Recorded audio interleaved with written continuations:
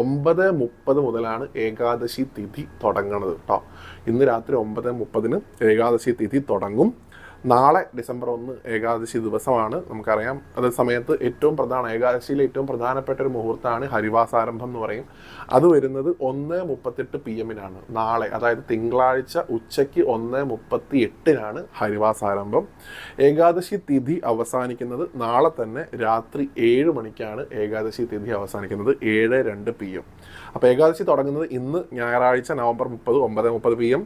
ഹരിവാസാരംഭം നാളെ 1:38 PM. ഏകാദശി അവസാനിക്കുന്നത് നാളെ 7:02 PM. ഇനി പിറ്റേ ദിവസം ഡിസംബർ 2-ാം തീയതി ചൊവ്വാഴ്ചയാണ് ദ്വാദശി. അന്നത്തെ ഹരിവാസ ആരംഭം നമ്മൾ പറഞ്ഞു. ഹരിവാസര അവസാനം പറയുന്നത് 12:14 AM ആണ്. അതായത് 2-ാം തീയതി പുലർച്ചെ 12:15 ഹരിവാസരം അവസാനിക്കുന്നത്. ഈ ഏകാദശി വ്രതത്തിൻ്റെ പാരണ വീട്ടുന്ന സമയം ഇതാണ് ഏറ്റവും